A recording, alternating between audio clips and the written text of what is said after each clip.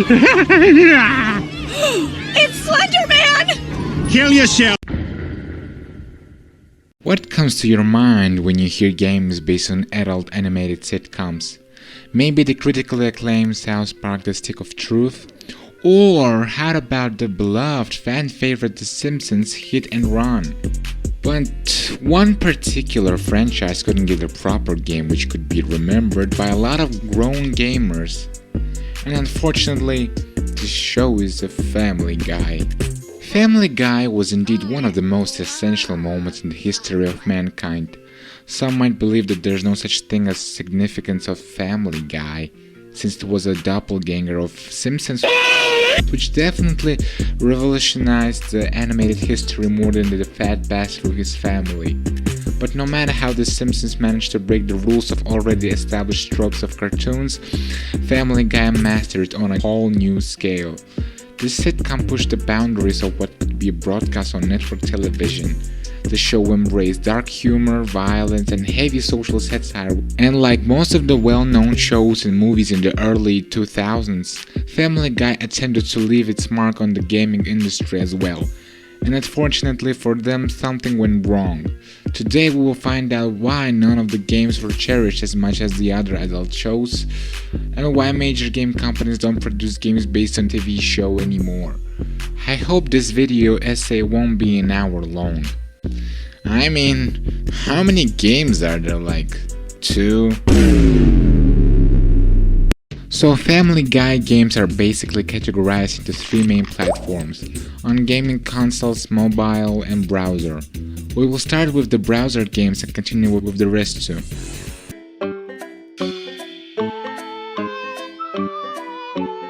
Right from the start, Brian greets us with a brief introduction to the mechanics of the game. Our objective is to shoot as many targets and to gain as many points as possible. We also have a limited amount of time and ammo in order to get to the next level. As soon as I started the game, I was sick. With these rapid moving battles from side to side, I felt dizzy and nauseous, and this is only the first level. And if you don't manage to surpass the bare minimum of 170 points, you won't pass to the next round. The large battles give only 5 points, meanwhile you can obtain 10 points out of the smaller ones. And I guess some of you might say, skill issue. To that I reply, fuck you! These games are not meant to be that hard. Who do they think I am, a freaking Hawkeye or something? I would forgive it if the amount of points weren't that high. But I just can't with this game, it makes me so fucking angry! So, I have one simple request from you guys. If you don't have no objections, I shall decline this particular kind of amusement. Motherfucker. Happy birthday to me. In this game we have to blow out the candles. You guessed it, with your mad rocket launcher. You can either blow your candles or you can bomb your kitchen with rockets. Seriously, this is the only purpose for us. Heck, it only has one single level and you can also blow out only this amount of candles. Reaching the limit will cause this warning to pop up and the game starts all over again. So another fucking blind guy.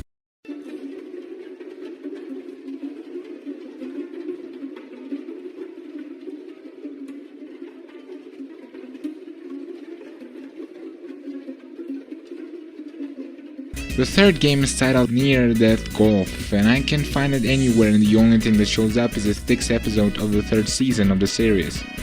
People are gonna be impressed. Be a black guy. Ooh, fun!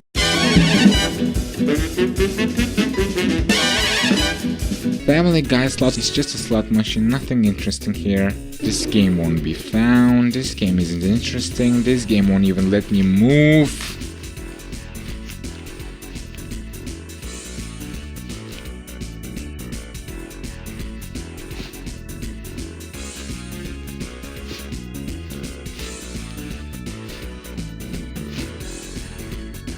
American Dad vs. Family Guy Kung Fu 2 Turbo Hyper Mega Edition. Everybody was kung fu fighting. Those kids were fast as light. It's a freaking epic intro. But what about the game itself? So, the roster of American Guy vs. Family Dad Kung Fu 2 Second Turbo Hyper Mega Edition is quite generic, but this is all you need. The main characters from the two shows, the Griffins and the Smiths. Your objective is like other fighting games, is to beat every opponent. Every character has their own set of special moves, some have 3 special moves, but somehow the Smiths have only 2 special moves per member. Either the characters are so boring that it was impossible to come up with anything else, or the author's favorite is Family Guy. Literally, Peter has freaking 5 moves.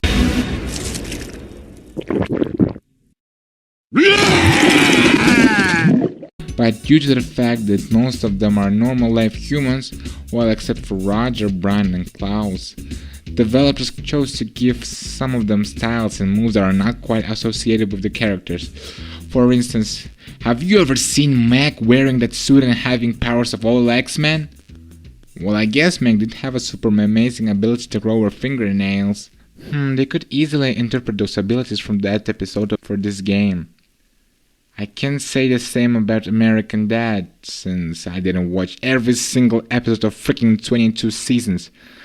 Nevertheless, I gotta say this is quite a good game, and many people did really like this game as well. So I'm gonna have to give it like an automatic B, you know what I'm saying? I feel like it would have been pretty fire, just because, you know, Ryu's there.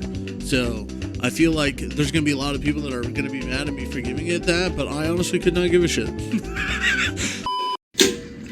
If you're a real one, you already know what this is.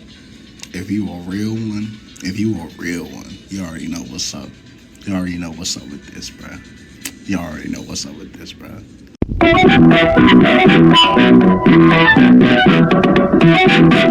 The next one is Family Guy Air Griffin. This game is also inaccessible to play, so I will show you the clips of the gameplay from YouTube.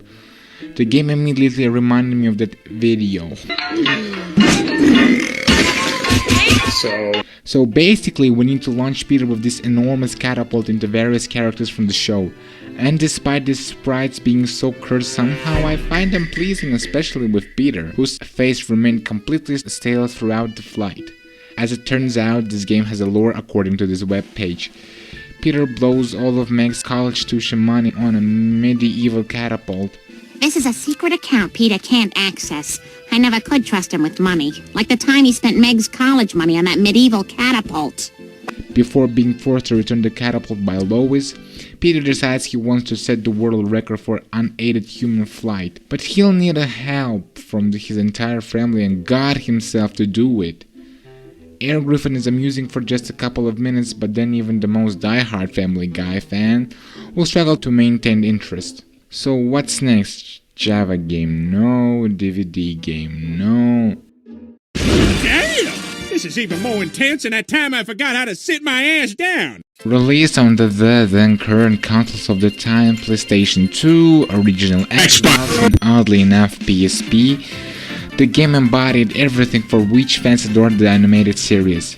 It's black humor, jokes, ridiculous television, and common sense. You've got to give the developers credit. Their Family Guy game was a solid attempt to bring the cartoon's chaotic nature into a 3D space on consoles released 26 years ago. But did they manage to do it well? We'll find out right now.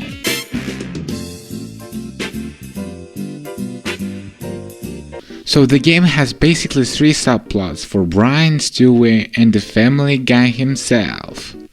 The game begins with Stewie building a mind control ray and wanting to use it in conjunction with Peter's satellite dish, while Peter is just watching TV. But then Bertram, Stewie's evil half-brother, suddenly appears. He expresses his desire to intercept the satellite dish from Stewie, thereby provoking him to destroy it. Peter goes outside to figure out what's going on, and the antenna falls on his head, causing him to be taken to the hospital. Long story short, Stewie will pursue Bertram throughout the game to uncover his plans and ultimately thwart them. After visiting yet another lair, he finds Bertram, who has kidnapped his teddy bear Rupert and strapped him into a rocket. Stewie instantly rescues him and challenges Bertram to a duel, and then we finally face the boss fight with Bertram on the playground. And that's it for the Stewie. After our hospital adventures, Brian's storyline begins. He's sitting at home reading the newspaper when suddenly his girlfriend, Sea Breeze, rings the doorbell, and he can tell by the smell that she's pregnant again. Then Mr. Peter Schmidt, the dog's owner, accuses him of impregnating her and sends him to prison. This basically is the whole plot of Brian's story.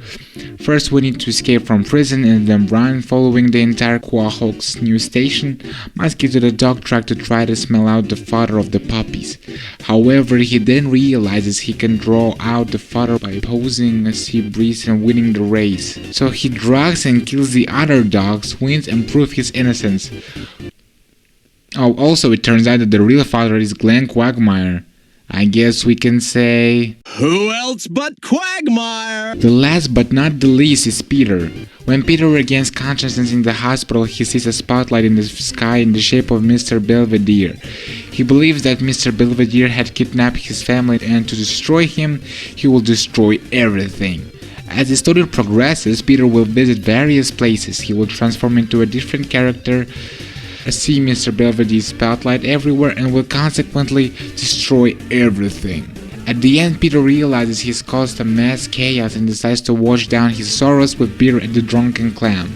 Suddenly, he meets Mr. Belvedere, who turns out to be none other than Ernie the giant chicken, and then we have to fight him.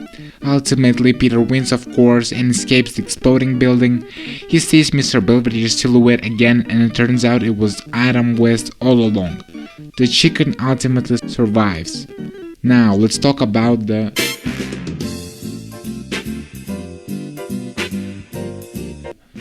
As I said before, we play as Stewie, Brian, and Peter, and each one of them has his own unique gameplay. Stewie's levels are like a combination of shooter and platformer. Over time you can enhance your ray gun by grabbing these yellow balls on the ground. You start off the basic shots, then you get triple shots, grenades, shockwaves, homing missiles, and more. You also have other gadgets at your disposal, grapple hook and a balloon glider. Occasionally, Stewie gets a mind control device in order to complete various tasks. For instance, in the first level, our goal is to control Lois so that she wakes up Brian with a vacuum cleaner so that he opens the door. Why can't Lois open the door herself, you might ask? Well, as you can see, a microwave is standing next to the door. Well, some of you might say, and? You can technically open it. You can't technically open it, since the waves are interrupting the signal transmission. Stewie's gameplay is very monotonous and drawn out. In the first few levels, the game immediately dumps all of its content on us, and the rest of the game will be doing the same thing. For example, in the hospital, we'll use the projectile ricochet mechanic for the first time, jump a certain distance over various platforms, and slide across this goo. And we do this for the rest of the game, over and over again. Stealth is a dominant theme in Brian's gameplay. When we're in the shadows, we're invincible, but the game doesn't let us stay hidden forever.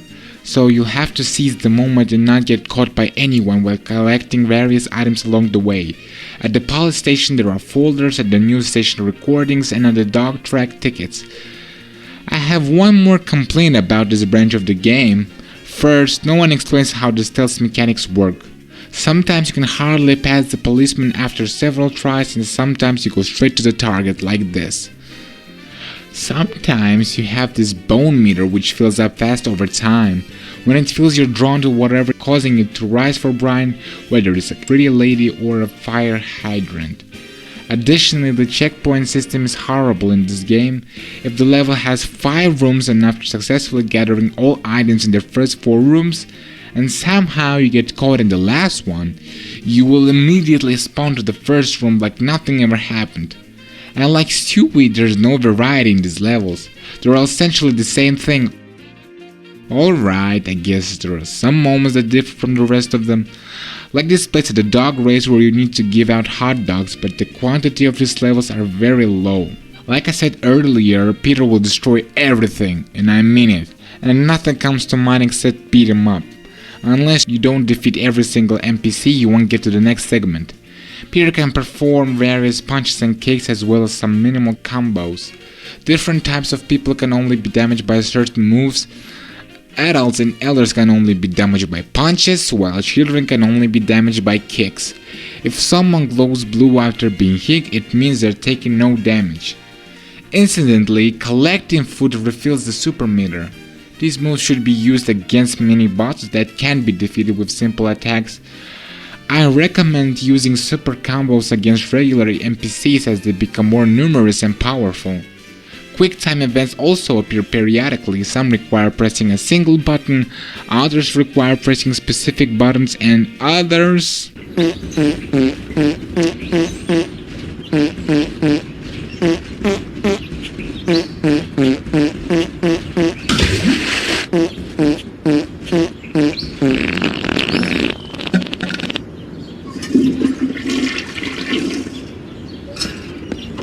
And this is it. Now it's time to...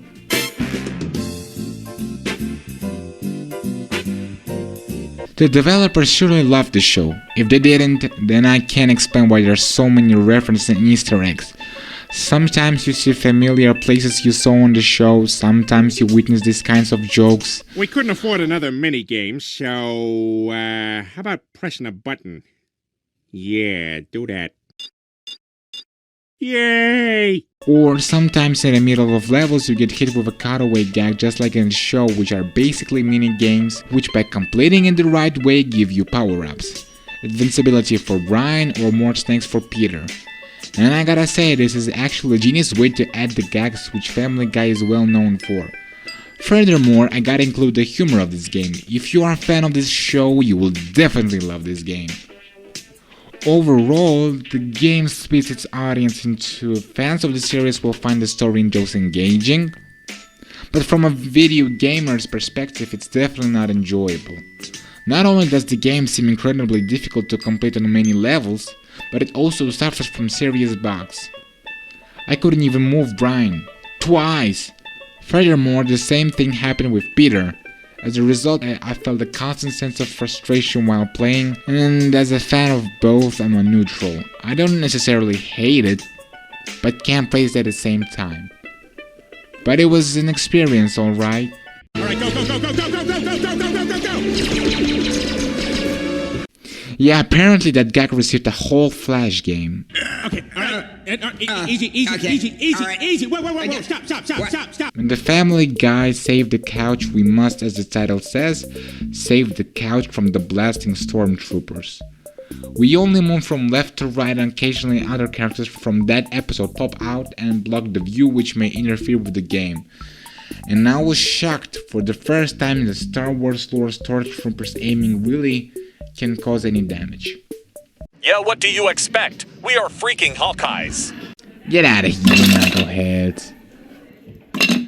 Oh, great idea, Clyde Frog. I can meet new friends on the internet. It turns out that the next and the last browser game on our list is Family Guy Online.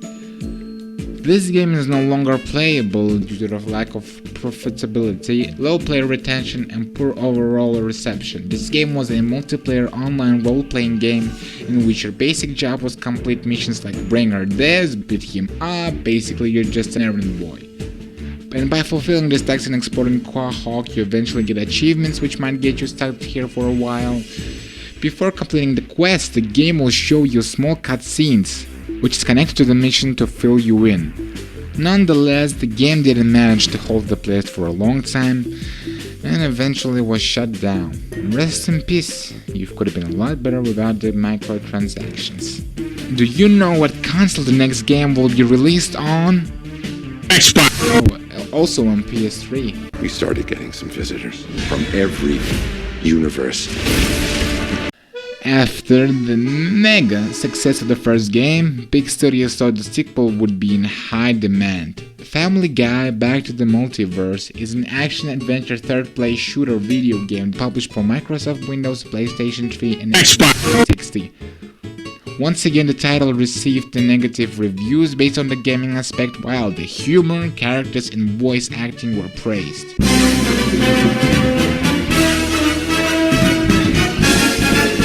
The game begins with Brian and Stewie's everyday life. They're relaxing and discussing their picnic plans. Suddenly, Bertram appears again. For those who don't know, Bertram is supposed to be dead because in the show, Stewie killed him. But it turns out that Family Guy has alternate universes and all that. Who'd have thought? It's so original. Alright, so keep in mind that the game came out before Spider-Man Avengers Endgame, so it's forgivable this time. So this Bertram is from another universe and this guy is really angry that Stewie beat him in this world, while he was winning in the others. Naturally, his evil ego couldn't accept this and decided to create an army of representatives from different universes, with which he would destroy Stewie's universe. Then, in true classic fashion, Stewie and Brian set out to stop him before he launches his attack and go after Bertram using their multiverse traveling remote. The same one from the show, by the way. And so we find ourselves in 7 universes, each stranger than the last. The first world is a world ruled by college students, the second one is a world dominated by the Amish, the third world is filled with people who have disabilities, the fourth is just a universe where everyone is evil. Well, Adam West is red, but in the normal universe, he's blue. Later, the same Adam West sends us on a mission to assassinate Mayor McCheese. The fifth is a universe ruled by pirates. In the sixth, Santa Claus has become useless because people started buying presents online, so Santa has become arms dealer, specifically for Bertram. And in the seventh, Earth is invaded by alien and robot chickens. I hate robot chickens. I heard that, you son of a bitch! How's it feel to be on a major network for 30 seconds? Fuck you! Bye! After that, we get another fight between Peter and the giant chicken in the main universe. The last level is a massive boss fight dealing with Bertram, his dino equipped with lasers and guns, and his alternate universe selves. And guess what? The game has 2 endings. In the first, Bertram is defeated and thrown into the jaws of his own dinosaur, and everyone is happy. But in the second, Bertram destroys Stewie's and Brian's universe and we see this cutscene. You lose!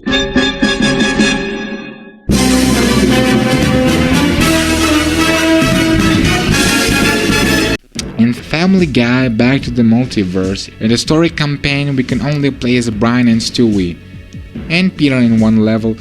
The only difference between them is their weapons, which are unlocked either through the story or through the store. They're also divided. Stewie is supposedly an evil genius, so he has all sorts of blasters and high-tech flamethrowers, while Brian is given a pistol and a shotgun.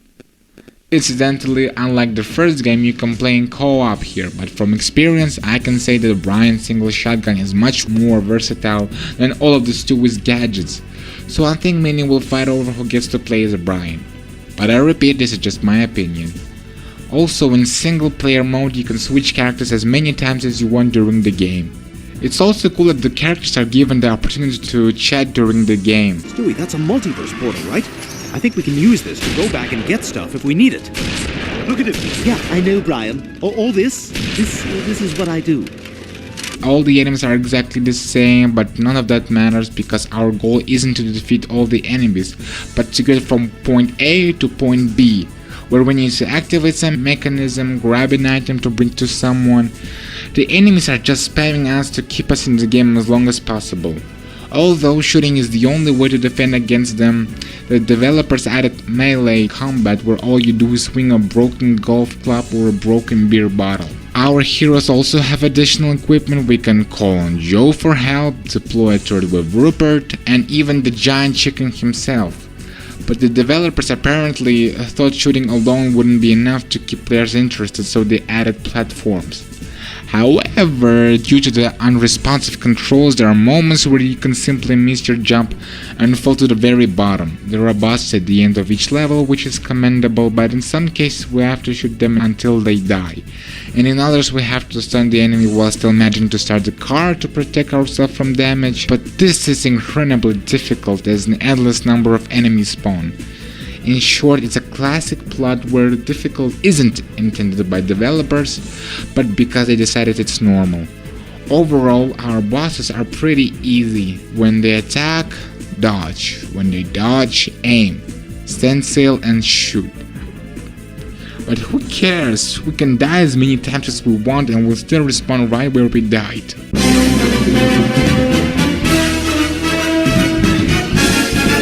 You thought that was it, but no. They also have additional modes such as Challenge Mode, which has you do some standard stuff under a time limit. They're fun and nice to have, but there are only 7 of them. Although the story and challenge modes can be played with someone, the game also offers 4 other modes that are exclusive to multiplayer. There's Deathmatch, a good old-fashioned 1v1, Multiverse Madness, which is a co-op wave battling mode, Capture the Greased Up Deaf Guy, which is essentially Capture the Flag, and Inflation, which has all sorts of things going on, and you have to get more points than the other players, and instead of only being able to play as Brian and Stewie, you can select any member of the Griffin family. Periodically, by collecting various sacred artifacts around the map, we unlock the opportunity to purchase various items in the shop. Mostly costumes, weapons, multiplayer characters like Cleveland, Mayor West, Quagmire, and the Death, costumes for them, and maps. These maps, once again, are full of Easter eggs and tidbits about the series. Stages are filled with secondary characters, including the other members of the Griffin family, so when you get to see them floating around, setting in the distance, or Meg getting injured in some way, it feels like fun Easter egg. Add some life into these missions. The menu is significantly much better than the first game, and I like the fact that they play news clips from the show on the TV. The loading screen and the soundtrack, everything that you want from a Family Guy game. And just like the first game, despite the abundance of fan service in the series' own undoubtedly enjoyable appeal, it's still not a good third-person shooter. The only thing that helps this game is its connection to the series, otherwise no one would like it. Ultimately, while Back to the Multiverse certainly isn't anything special, being the most generic third-person shooter imaginable, I still think it has a plenty to offer Family Guy fans. But if you're not a fan, you're probably best off avoiding it. And now the mobile games. The Wikipedia page shows us overall 5 games throughout the 8 years, but I found only 2 games on Play Store. We don't count this since it's not classified as a Family Guy game on Wikipedia, so I guess we will be downloading the rest of them on Google. Now you can collect them all. Furry Cat, Donkey Trunk, Penguin, Shoe, Lamb Tour. Collect them all. The game opens with a cutscene. Apparently a Family Guy got cancelled again because of the new president of Fox. Then all residents gather in the city hall to meet the new network tyrant himself. Turns out this president is a giant chicken. As always, those two get in the big fight and manage to destroy the whole city, and right when the cutscene ends, the gameplay will start. We must fix our house, interact with other citizens, complete side quests, and arrange Quahawk once again. Since the start, I thought that mobile games are not worth playing. I don't like mobile games in general. The visuals are bad, the gameplay is mostly repeating the same actions over and over again, and microtransactions. And of course, if you want to build a city, sure, there are better options to do that. My point is, mobile games aren't really built for entertainment. They're built to lock you into a loop of paying and waiting. Why waste time tapping on a tiny screen with endless paywalls when you can get a genuinely deep, rewarding experience elsewhere? Ultimately, if a game treats your time and creativity like transaction, it's just not worth playing. It's still stupid, and now I paid 49 cents for it. What are you two boners doing? We're playing the Tears You Fill Up freemium game. I played that thing. It's fucking dumb. I ended up paying like $5. Who makes this crap? So what's next? A Candy Crush parody where your main goal is get the characters from the animated series drunk by collecting a combination. Screw these mobile games. I will just shortly describe the gameplay. Family Guy Uncensored, compilation of arcade-style games based on gags from the show. Family Guy Time Warp, a platformer where you as Stewie and Brian on a time-traveling adventure have to rescue Rupert, stop Lois from adopting Stewie, and get back to modern-day Quahawk. Family Guy Pinball, do I even have to say anything? So, we've reached the end of the video. After looking at every major Family Guy game, one thing becomes clear. They perfectly capture the show's humor and fan service, but not what makes a game truly great. Unlike South Park, The Stick of Truth, or The Simpsons Hit and Run, which are remembered because they are great games first and licensed adaptations second. Family Guy games never reached that same level of quality. If you're a fan of the show, you'll probably enjoy the reference and jokes, but if you're just looking for a genuinely good game, there's honestly not much here. Maybe one day the franchise will finally get the game it deserves. Until then, Family Guy games remain a collection of missed opportunities. Thanks for watching.